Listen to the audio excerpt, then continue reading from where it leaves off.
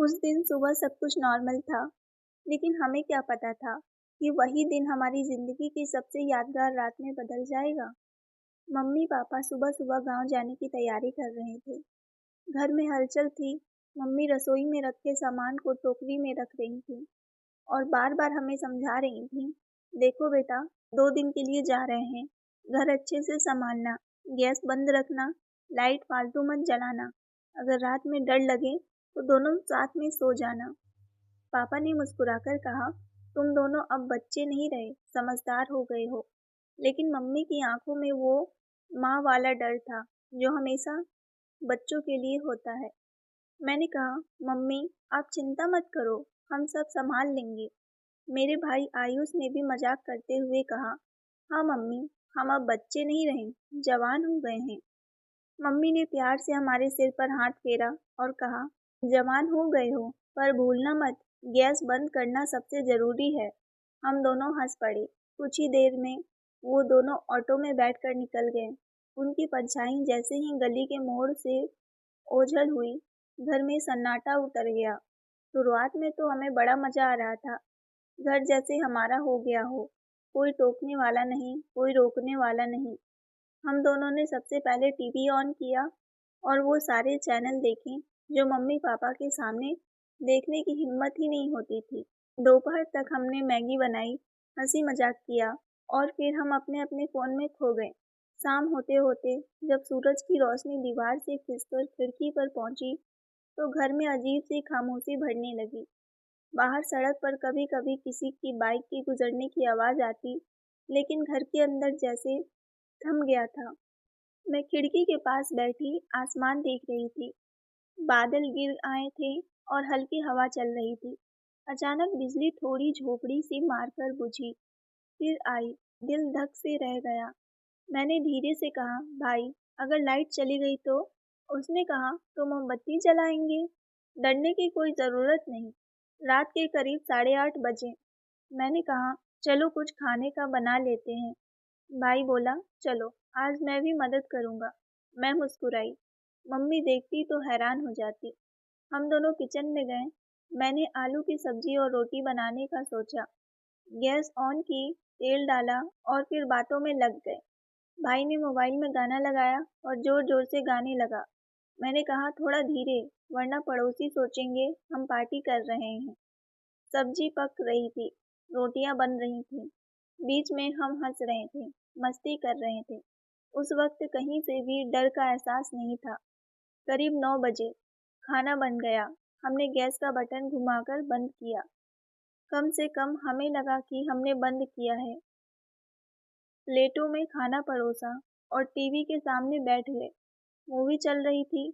दोनों खाना खाते हुए हंस रहे थे, चुटकुले सुना रहे थे। उस वक्त कौन सोच रहा था कि कुछ ही घंटों बाद वही घर मौत के मुहाने पर खड़ा होगा। खाना खाकर मैं सिंक में प्लेट रखकर आई, तभी मम्मी का फ़ोन आया। बेटा, खाना खा लिया? मैंने कहा, हाँ मम्मी, सब बढ़िया। उन्होंने कहा, गैस बंद कर दी? मैंने कहा, हाँ मम्मी, आप टेंशन मत लो। लेकिन सच्चाई ये थी कि उस वक्त गैस पूरी तरह बंद नहीं हुई थी।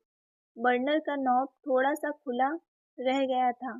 गैस बहुत धीरे-धीरे रिसने लगी थी, बिना आवाज़, बिना गंध महसूस किए। हमें पता ही नहीं चला हमें पता ही नहीं चला कि मौत की हवा घर के अंदर फैलने लगी थी। हमने सारे कमरे की लाइट बंद की और हम अपने-अपने कमरे में चले गए। रात करीब 10:30 बज रहे थे। मैंने खिड़की से बाहर देखा। सड़क खाली थी। दूर एक स्ट्रीट लाइट टिमटिमा रही थी। हवा की आवाज़ के साथ कहीं-कहीं कुत्ते के भौंकने की आवाज़ आ रही थी। मेरे कमरे की दीवार पर लगी घड़ी की टिक-टिक बहुत साफ सुनाई दे रही थी। मैं लेटी, पर नींद नहीं आ रही थी। मोबाइल उठाया, सोशल मीडिया खोला, लेकिन सब कुछ उबाऊ लगने लगा। तभी अचानक मुझे जैसे कहीं किसी चीज़ के गिरने की हल्की-सी आवाज़ आई हो। मैंने कान लगाकर सुना, फिर वही आवाज़, इस बार थोड़ी तेज़। मेरा दिल धड़कने लगा।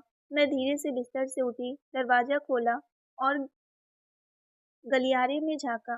बाहर अंधेरा था, बस रात की नीली रोशनी खिड़की से अंदर आ रही थी। मैंने हल्के कदमों से भाई के कमरे की तरफ बढ़ी और धीरे से कहा, भाई।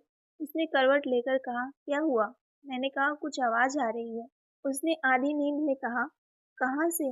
मैंने कहा, शायद किचन से। उसने करवट बदली और बोला, चलो देखते हैं। हम दोनों धीरे धीरे गलियारों में बढ़े। मेरे पैर ठंडे पड़ गए थे, सांस तेज चल रही थी। जैसे ही हम किचन के पास पहुंचे, अचानक हल्की सी गंध आई गैस की।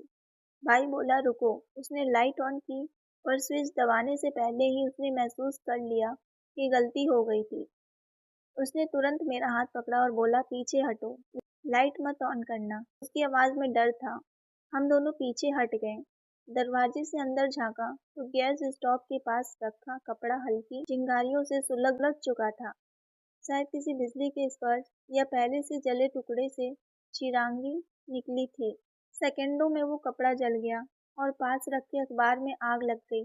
मैं चीखने लगी, भाई कुछ करो। उसने कहा, पीछे हटो।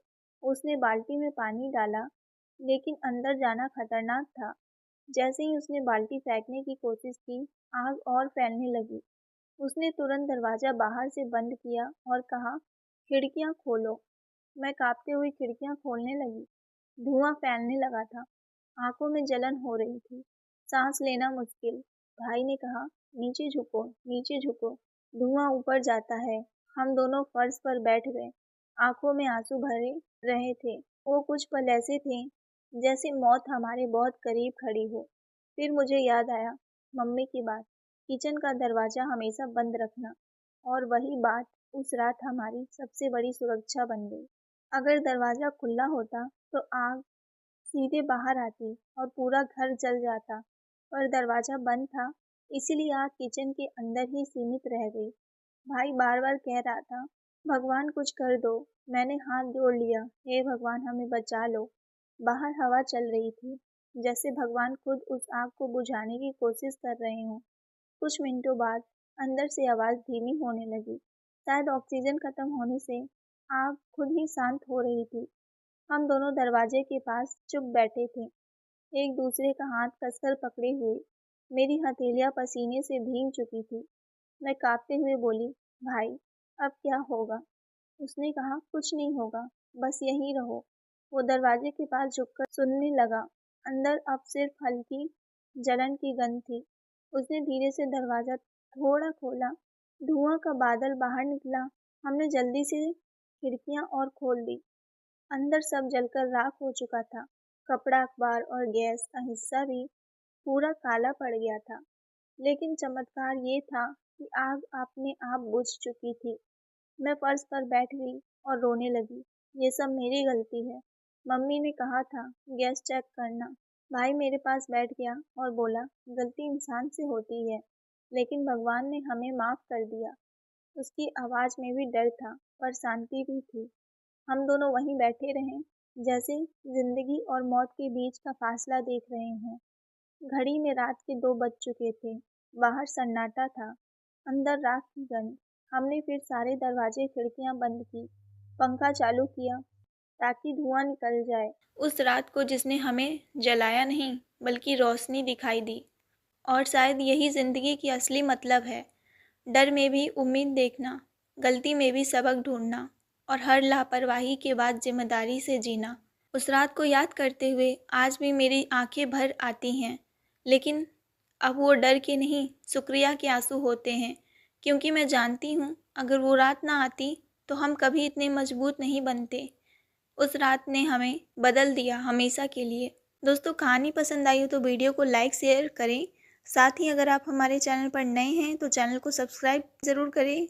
मिलते हैं एक नई और सच्ची कहानी को लेकर। तब तक के लिए आप सबका थैंक यू।